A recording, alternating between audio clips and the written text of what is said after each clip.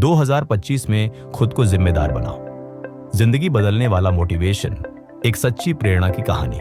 विनय मेहरा एक 42 वर्षीय व्यक्ति, दिल्ली के एक सामान्य मध्य वर्गीय परिवार से था। 2 बच्चों का पिता और एक 15 साल पुरानी नौकरी में कार्यरत। जीवन में बहुत कुछ स्थिर था, लेकिन बहुत कुछ अधूरा भी। हर सुबह ऑफिस के लिए भागना, ट्रैफिक में फंसना, बॉस की डांट और महीने के अंत में EMI की चिंता, यही थी विनय की दुनिया। लेकिन एक चीज थी जो अंदर ही अंदर उसे खाए जा रही थी, उसका अधूरा सपना। कभी वो एक स्टार्टअप शुरू करना चाहता था, लेकिन जिम्मेदारियों ने सपनों को बंद दराज में डाल दिया था। 2024 के अंत में उसकी कंपनी ने अचानक डाउनसाइजिंग की और विनय को निकाल दिया गया। उम्र, अनुभव और प्रोफाइल कुछ भी काम नहीं आया, वो टूट गया।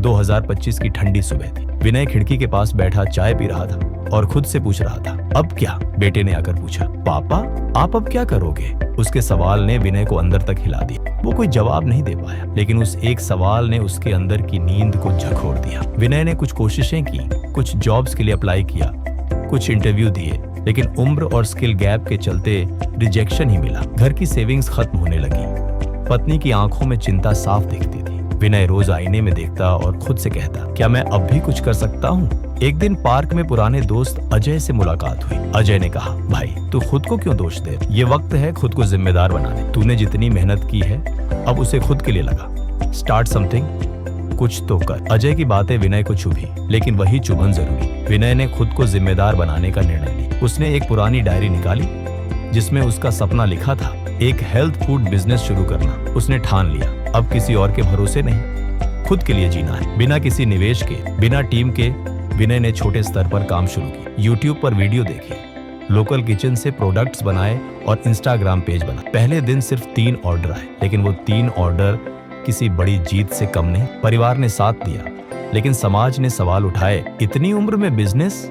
घर चलाना है या सपना देखना है? विनय मुस्कुरा दिया। 3 महीने में बिजनेस थोड़ा चल निकला, लेकिन एक दिन एक ग्राहक ने खराब रिव्यू दे दिया। विनय का मन फिर डोल गया, क्या मैं सच में गलत कर रहा हूँ? लेकिन तभी बेटे ने आकर कहा, पापा आप हार मान गए तो मैं किससे सीख? ये शब्द जैसे मंत्र थे। विनय फिर उठ खड़ा हुआ। विनय ने अपने ब्रांडिंग, पैकेजिंग और सोशल मीडिया में सुधार किया। उसने लोकल फिटनेस ट्रेनर्स और डाइटिशियन से टाई अप किया और अपना हेल्थ फूड एक नया रूप देने लगा। 2025 के अंत तक विनय का ब्रांड दिल्ली के कुछ बड़े जिम्स में उपलब्ध हो गया। वो शख्स जिसे कभी नौकरी से निकाला गया था, अब खुद दूसरों को रोजगार दे रहा था। एक दिन वही बॉस जिसने विनय को नौकरी से निकाला था, उसके ऑफिस में एक मीटिंग के लिए आया। Mister Mehra, we'd like to collaborate with your brand. Vinay मुस्कुरा दिया।